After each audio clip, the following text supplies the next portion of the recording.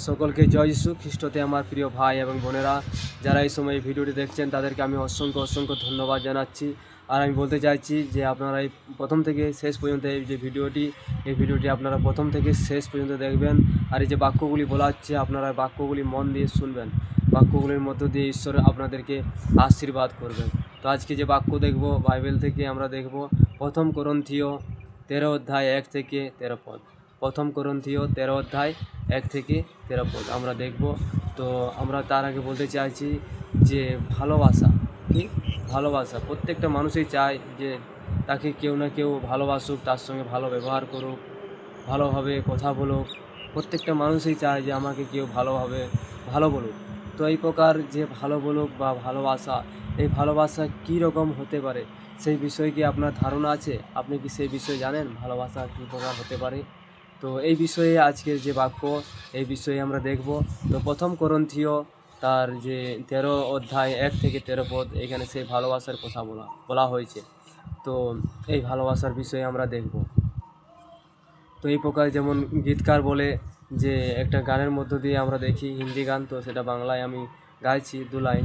তো এই প্রকার বলে যে গভীর ভালোবাসা দিয়ে তুমি ভালোবেসেছো, গভীর ভালোবাসা দিয়ে তুমি ভালোবেসেছো, মায়ের থেকেও গভীর ভালোবাসা তোমার, মায়ের থেকেও গভীর ভালোবাসা তোমার। তুমি ধন্য, তুমি সর্বশ্রেষ্ঠ, তোমার মতো আর কেউ নেই। তুমি ধন্য, তুমি সর্বশ্রেষ্ঠ, তোমার মতো আর কেউ নেই। Hallelujah, hallelujah,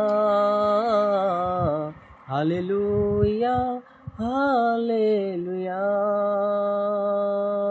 hallelujah, hallelujah, hallelujah, hallelujah. গভীর ভালোবাসা দিয়ে তুমি ভালোবেসেছো, গভীর ভালোবাসা দিয়ে তুমি ভালোবেসেছো, মায়ের থেকেও গভীর ভালোবাসা তোমার, মায়ের থেকেও গভীর ভালোবাসা তোমার। হালেলুয়া। হে আমার প্রিয় ভাই এবং বোনেরা, সত্যিকারেই মায়ের থেকেও গভীর ভালোবাসে ঈশ্বর আমাদের, সেই প্রভু যীশু খ্রিস্ট, যিনি এই পৃথিবীতে এসেছিলেন। তো আজ সেই বাক্যই আজকে বলতে চলেছি। আপনারা প্রথম থেকে শেষ পর্যন্ত অবশ্যই ভিডিওটি দেখবেন। তো আসেন আজকে যে বাক্য বলবো, তো বাক্য আজকে আমরা অধ্যয়ন করব। আসেন প্রথম করন্থীয় 13 অধ্যায় 1 থেকে 13 পদ আমি পড়ছি, আপনারা দেখবেন। তো এখানে লেখা আছে যে ভালোবাসার সম্বন্ধে আমি তোমাদের এবার আরও ভালো একটা পথ দেখিয়ে দিচ্ছি। আমি যদি মানুষের এবং স্বর্গদূতের ভাষায় কথা বলি, কিন্তু আমার মধ্যে ভালোবাসা না থাকে, তবে আমি জোরে বাজানো ঘণ্টা বা ঝনঝন করা করতাল হয়ে পড়েছি। যদি নবী হিসাবে কথা বলবার ক্ষমতা আমার থাকে, যদি আমি সমস্ত গুপ্ত সত্যের বিষয় বুঝতে পারি, আর যদি আমার সব রকম জ্ঞান থাকে, এমনকি পাহাড়কে পর্যন্ত এক জায়গা থেকে অন্য জায়গায় সরিয়ে দেবার মতো পূর্ণ বিশ্বাস থাকে, কিন্তু আমার মধ্যে ভালোবাসা না থাকে, তবে আমার কোনোই মূল্য নেই। আমার যা কিছু আছে তা যদি আমি গরিবদের খাওয়াবার জন্য দান করি, এমনকি দেহটাও পোড়াবার জন্য দিয়ে দিই, কিন্তু আমার মধ্যে যদি ভালোবাসা না থাকে, তবে আমার কোনো লাভ নেই। ভালোবাসা সব সময় ধৈর্য ধরে, দয়া করে, হিংসা করে না, গর্ব করে না, অহংকার করে না, খারাপ ব্যবহার করে না, নিজের সুবিধার চেষ্টা করে না, রাগ করে না, কারো মন্দ ব্যবহারের কথা মনে রাখে না, মন্দ কিছু নিয়ে আনন্দ করে না, বরং যা সত্য তাতে আনন্দ করে। ভালোবাসা সব কিছুই সহ্য করে, সকলকে বিশ্বাস করতে আগ্রহী করে ও সব কিছুতে আশা রাখে আর সব অবস্থায় স্থির থাকে। এই ভালোবাসা কখনো শেষ হয় না। নবী হিসাবে কথা বলবার যে ক্ষমতা আছে তা শেষ হয়ে যাবে। বিভিন্ন ভাষায় কথা বলবার যে ক্ষমতা আছে তা চলে যাবে। জ্ঞান আছে তাও শেষ হয়ে যাবে, কারণ আমরা সব বিষয় পুরোপুরিভাবে জানি না। নবী হিসাবেও পুরোপুরিভাবে কথা বলতে পারি না, কিন্তু যা পূর্ণ তা যখন আসবে তখন যা পূর্ণ নয় তা শেষ হয়ে যাবে। আমি যখন শিশু ছিলাম তখন শিশুর মতো কথা বলতাম, শিশুর মতো চিন্তা করতাম আর শিশুর মতো বিচারও করতাম। এখন আমার বয়স হয়েছে, তাই শিশুর আচার ব্যবহারগুলো বাদ দিয়েছি। আমরা এখন যেন আয়নায় অস্পষ্ট দেখছি, কিন্তু তখন সামনাসামনি দেখতে পাবো। আমি এখন যা জানি তা অসম্পূর্ণ, কিন্তু ঈশ্বর আমাকে যেমন সম্পূর্ণভাবে জানেন, তখন আমি তেমনি সম্পূর্ণভাবে জানতে পারবো। তাহলে দেখা যাচ্ছে বিশ্বাস, আশা আর ভালোবাসা এই তিনটিই শেষ পর্যন্ত টিকে থাকে, কিন্তু এগুলোর মধ্যে ভালোবাসাই সবচেয়ে বড়।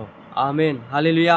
তো ঈশ্বরের বাক্যে আপনাদেরকে আশীর্বাদ করুক। এখানে বলছে কি না, প্রথম করন্থীয় 13 অধ্যায় 1 থেকে 13 পদ আমি পাঠ করলাম। আর এখানে বলছে যে যদি আমি এখানে বলছে আমি যদি মানুষের এবং স্বর্গদূতের ভাষায় কথা বলি, কিন্তু আমার মধ্যে ভালোবাসা না থাকে, তবে আমি জোরে বাজানো ঘণ্টা বা ঝনঝন করা করতাল হয়ে পড়েছি।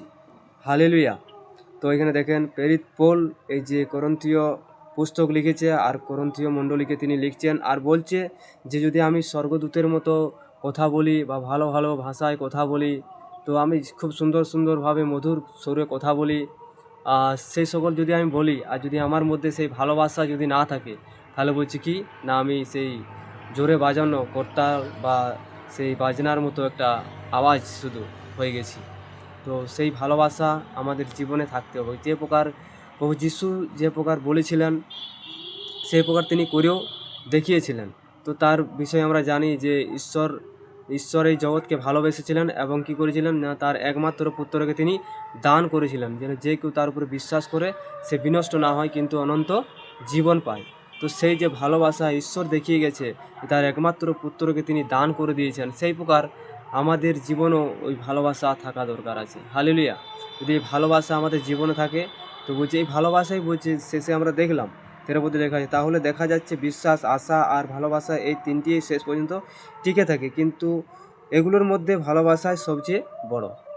তো সব থেকে বড় হচ্ছে কি না সেই ভালোবাসা। হালেলুয়া। তো এই ভালোবাসা আমাদের প্রত্যেকের জীবনে থাকা দরকার আছে।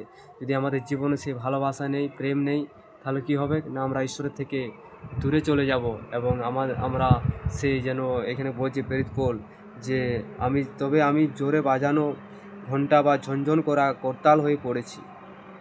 আবার এখানে বলেছে যদি নবী হিসাবে কথা বলবার ক্ষমতা আমার থাকে, যদি আমি সমস্ত গুপ্ত সত্যের বিষয় বুঝতে পারি, আর যদি আমার সব রকম জ্ঞান থাকে, এমনকি পাহাড়কে পর্যন্ত এক জায়গা থেকে অন্য জায়গায় সরিয়ে দেবার মতো পূর্ণ বিশ্বাস থাকে, কিন্তু আমার মধ্যে ভালোবাসা না থাকে, তবে আমার কোনো মূল্য নেই।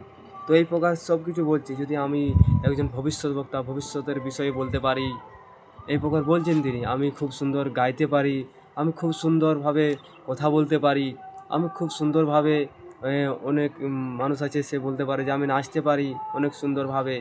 তো এইরকমভাবে একে একে হয়তো বলতে পারে, কিন্তু তার মধ্যে যদি সেই ভালোবাসা না থাকে, তাহলে তার কোনো লাভ নেই।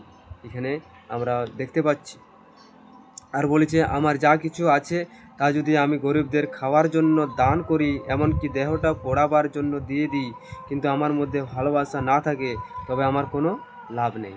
যদি বলছে আমার যা কিছু সম্পত্তি আছে সেগুলো বিক্রি করি বা গরিবদেরকে দান করি, তাদেরকে খাওয়াবার জন্য দিয়ে দিই, আর আমার যদি ভালোবাসা ভিতর থেকে আমার ভালোবাসা না থাকে, তাহলে সেগুলো আমি বেকার করছি, আমার কোনো তাতে লাভ হবে না। আর এখানে দেখেন ভালোবাসা এখানে বললো যে কি না আমরা দুটি জিনিস জানতে পারছি, যে ভালোবাসা যদি না থাকে তো আমাদের জীবনে কোনো লাভ নেই। আর এখানে বলছে ভালোবাসা কী প্রকার, ভালোবাসা কীভাবে আমরা বুঝবো যে ভালোবাসে উনি আমাকে, বা ঈশ্বর আমাদেরকে ভালোবেসেছে। অনেকে বলে যে ঈশ্বর ভালোবেসেছে, তার একমাত্র পুত্রকে দান করেছে। আমিও বলি যে ঈশ্বর আমাকে ভালোবেসেছে, আমাদের সকলকে ভালোবেসেছে এবং তার একমাত্র পুত্রকে দান করেছেন। তো সেই ভালোবাসাটা কীরকম? সেই প্রভু যিশু যে আমাদেরকে ভালোবেসেছেন, তো সেই প্রভু যিশুর ভালোবাসাটা কীরকম এখানে দেখেন, আমরা দেখতে পাবো যে ভালোবাসা সব সময় ধৈর্য ধরে। কী করে? ধৈর্য ধরে, দয়া করে, হিংসা করে না, গর্ব করে না, অহংকার করে না, খারাপ ব্যবহার করে না, নিজের সুবিধার চেষ্টা করে না, রাগ করে না, কারো মন্দ ব্যবহারের কথা মনে রাখে না, মন্দ কিছু নিয়ে আনন্দ করে না, বরং যা সত্য তাতেই আনন্দ করে, ভালোবাসা সব কিছুই সহ্য করে, সকলকে বিশ্বাস করতে আগ্রহী, সব কিছুতে আশা রাখে, আর সব অবস্থায় স্থির থাকে। Amen, hallelujah. তো এখানে দেখেন, এখানে আমি পড়ে বুঝতে পারছি যে ভালোবাসা সব সময় ধৈর্য ধরে। কী করে? ভালোবাসা সব সময় ধৈর্য ধরে। যদি আপনাকে কেউ ভালোবাসে তো আপনার জন্য সে কী করবে? ধৈর্য ধরবে। তবে আপনি বুঝতে পারবেন যে আপনাকে সে ভালোবাসে। আবার কী করবে না? সে দয়া করবে। কী করবে? দয়া করবে। সে আপনার প্রতি হিংসা করবে না। 3 নম্বর হচ্ছে হিংসা করবে না, গর্ব করবে না, কোনো কিছুতে গর্ব করবে না যে আমি এত বড় হয়ে গেছি, আমি এত সুন্দর নাচ করছি, আমি এইরকম গান করছি, তো এইসব বিষয়ে বাজনা বাজাচ্ছি, অনেক কিছু বিষয় আছে। তো সেই সকল বলবে যদি হয় তার মধ্যে ট্যালেন্ট থাকে, তো সেইগুলোর মধ্যে সে গর্ব করবে না, অহংকার করবে না, আর খারাপ ব্যবহার কারোর সঙ্গে করবে না, নিজের সুবিধার চেষ্টা করবে না, রাগ করবে না, কারণ আর কারো মন্দ ব্যবহার তার মনে রাখবে না, সে মনে রাখবে না, মন্দ কিছু নিয়ে সে আনন্দ করবে না, এবং বরং সে সত্যকে নিয়েই আনন্দ করবে। ভালোবাসা সব কিছুই সহ্য করে নেবে। ভালোবাসা সব কিছু সহ্য করে নেবে, সকলকেই বিশ্বাস করতে আগ্রহী, সব কিছুতে আশা রাখে, আর সব অবস্থায় স্থির থাকে। সব সময় তিনি স্থির থাকবে, সেই ভালোবাসা স্থির থাকবে। তো আমরা এখানে দেখতে পাচ্ছি কি না, সে রাগ করে না, কারো মন্দ ব্যবহারের কথা মনে রাখে না। এটা এখানে বিষয়টা দেখেন, কারো মন্দ ব্যবহারের কথা মনে রাখে না। হালেলুয়া। তো ঈশ্বর যে পৃথিবীকে বা পৃথিবীর মানুষকে তিনি ভালোবাসেন, সেই পৃথিবীর মানুষেরা কত পাপ করছে, দিন প্রতিদিন কত পাপ করছে, অন্যায় করছে, কত নেশা করছে, কত রকমের খারাপ কাজ করছে, ব্যভিচার করছে, কেউ চুরি করছে, কেউ আবার অন্যকে গালাগালি করছে, মিথ্যা কথা বলছে। মিথ্যা কথা অনেকেই বলা হয়, তো এইরকম মিথ্যা না, কিন্তু মিথ্যা যে 100% মানুষ মিথ্যা বা ছলনার মধ্যে দিয়ে যাচ্ছে। তো এই যে কথা বলা হচ্ছে, সেগুলো কি না, সেগুলা যে পাপ করা হচ্ছে, কি মিথ্যা কথা বলাও একটা পাপ। তো কিছু না কিছু একটা মিথ্যা কথা বলা হচ্ছে, তো সব মানুষ কি পাপ করছে, তো সেই পাপ করছে, খারাপ কাজ করছে, খারাপ ব্যবহার করছে মানুষের সঙ্গে, কিন্তু ঈশ্বর সেগুলা মনে রাখে নাই। বলছে আমার কেনে তোমরা যদি পাপ করছো, কিন্তু তোমরা যদি আমার কেনে ক্ষমা চাও, তোমাদের পাপ যদি সেই সিঁদুর বর্ণের মতো লাল টকটকা হয়ে যায়, তাও তোমাদের পাপ আমি ক্ষমা করে দেবো, আমি সেগুলা মনে রাখবো না। কিন্তু তোমাদেরকে কী করতে হবে? মন ফেরাতে হবে। সেই জন্য কী করতে হবে? মন ফেরাতে হবে। তবে দেখেন এখানে আমাদের ঈশ্বরের বাক্য বলছে মন্দ ব্যবহারের কথা মনে রাখে না। দেখেন তাকে প্রভু যিশুকে কত, তার ঈশ্বরের একমাত্র পুত্রকে তিনি পাঠিয়েছিলেন এই জগতে, সেই সময় তাকে কত রকমের দুঃখ দেওয়া হয়েছে, কষ্ট দেওয়া হয়েছে, তাকে অপমান করা হয়েছে, নির্যাতনা করা হয়েছে, তাকে চাবুক মারা হয়েছে, বেতের আঘাত করা হয়েছে, তার মাথায় কাটার মুকুট দিয়েছে, তার গায়ে থুতু ফেলা হয়েছে, এখন অনেক কিছু অত্যাচার তার প্রতি করা হয়েছে। কিন্তু ঈশ্বর সেগুলো মনে রেখেছে কি? মনে রাখে নাই। কিন্তু আমাদেরকে তিনি ক্ষমা করে দিয়েছেন, আর আমাদেরকে একটা নতুন করে জীবন দিয়েছেন। সেই প্রকার ঈশ্বর বলছে সেই ভালোবাসা কখনোই সে মন্দ কথা মনে রাখবে না, মন্দ কিছু নিয়ে সে আনন্দ পাবে নাই, বরং সত্য যেটা সত্য সেটাকে নিয়েই সে আনন্দ করবে। তো ভালোবাসা যে সেটা বলছে শেষ পর্যন্ত টিকে থাকবে। তো আমাদের জীবনে যদি ভালোবাসার কমি আছে, তো আমাদের জীবনে সে ভালোবাসা, প্রেম সেটা থাকা দরকার আছে। হালেলুয়া। একজন মানুষকে যদি আমরা খাওয়াচ্ছি, পড়াচ্ছি, সব কিছু মাখার জন্য দিচ্ছি, সব কিছু করছি, কিন্তু আমাদের মধ্যে সে ভালোবাসা যদি না থাকে, আমরা যদি দেখাবটি করছি, তাহলে কিন্তু আমাদের কোনো লাভ হবে না। কিন্তু আমরা যদি অন্তর থেকে করছি, সত্যিকারে আমি তাকে ভালোবাসি, আমি তাকে ভালোবাসি, বা আমার একটা ইচ্ছা আছে যে আমি এটা তাকে দিই, আমার মন থেকে দিচ্ছি, তো সেটা কি না, সেটাতে আপনি ঈশ্বর এখান থেকে পুরস্কার পাবেন। হালেলুয়া। ঈশ্বর আপনাকে পুরস্কার দেবে। যেমন লেখা আছে মথি পুস্তকে আমরা দেখি যে তোমরা যখন উপবাস করো, ভণ্ডদের মতো উপবাস করো না, দেখাবার জন্য কোনো উপবাস করো না, বা প্রার্থনা করো, যখন প্রার্থনার সময় তোমরা বক বক করো না বা অন্যকে দেখাবার জন্য প্রার্থনা করো না। এই প্রকার অনেক আমরা দেখেছি ঈশ্বরের বাক্য লেখা আছে। তো সেই প্রকার যদি হয় তাহলে আমরা কী হব না, সেই পুরস্কার আমরা সঙ্গে সঙ্গেই পেয়ে যাব। কিন্তু যদি আমাদের মধ্যে যদি আমাদের যদি আমরা সত্যিকারের মন থেকে করি তাহলে কী হবে না, আমরা ঈশ্বরের এখান থেকে পুরস্কার পেতে পারি। হালেলুয়া। সেই পুরস্কারটা কি না, অনন্ত জীবন। ঈশ্বর আমাদের জন্যে অনন্ত জীবন রেখেছেন, সেই অনন্ত জীবন আমরা পেতে পারি। ঈশ্বরের দিক দিয়ে দেখেন ঈশ্বর আমাদেরকে কীভাবে ভালোবেসেছে, কীভাবে ভালোবেসেছে না, তিনি আমাদেরকে এইরকমভাবে ভালোবেসেছে যে তার একমাত্র পুত্রকে তিনি দান করে দিয়েছেন। কীভাবে না, দেখেন একটা বিষয় আমি বলতে চাই যে একটা রেল লাইনের যে ফটক ফেলা হয় সেরকম একটা জায়গা, তো সেইখানে একজন রেল ফটক ফেলার সেখানে একজন ব্যক্তি থাকে। তো সেই ব্যক্তি প্রতিনিয়ত যখন রেল যাওয়া আসা করে সে সময় কী করে না, সে রেলের ফটকটা ফেলে সেখানে নামিয়ে দেয়। আর সেই সময় যে লোকেরা যাতায়াত করে তারা দাঁড়িয়ে যায় যে না, এখন ট্রেন আসবে তাহলে আমরা বেরোবো না। তো সেই সময় তারা দাঁড়িয়ে যায়, দুপাশ থেকেই লোকেরা গাড়ি ঘোড়া যা নিয়ে আসুক তারা সেখানে দাঁড়িয়ে যায়। আর সেই কারণে তাদের কোনো ক্ষতি হয় না বা অ্যাক্সিডেন্টও হয় না। সেই ট্রেন পেরিয়ে যায়, তারপরে সেই নিয়ে যায়। তো এই প্রকার আমরা দেখেছি একটা ঘটনা কি না, একজন ব্যক্তি সেই কাজ করতো, রেল ফটক ওঠানামা করার কাজ করতো। আর তার একটি বাচ্চা ছেলে ছিল, 2 বছর বা 1 বছর বয়স বা 2.5 বছরের বয়স, এই চলতে শিখেছে। তো সেই বাচ্চা আবার 2-4টে কথা বলতে শিখেছে, সেই রকম একটা বাচ্চা ছেলেও তার ছিল। তো সেই দিনকে কী হয়েছে না, তার বাচ্চা ছেলেটাকে সে নিয়ে এসেছে ডিউটিতে, তার সঙ্গে নিয়ে এসেছে। আর সে বাচ্চাটা তার সঙ্গে ছিল। আর এমন সময় ট্রেন আসছে, আর কী হয়েছে না, সে রেল ফটক তাকে ফেলতে হবে। আর সে কী করেছে, বাচ্চাটাকে রেখে দিয়ে সে একটু দূরে গিয়েছিল। আর সেই সময় রেল ফটক ফেলতে হবে, মানুষেরা পেরোচ্ছে। আর সেই সময় সেই বাচ্চাটা দেখেছে যে বাবা তো নেই, তাহলে আমি ওটা ফেলবো।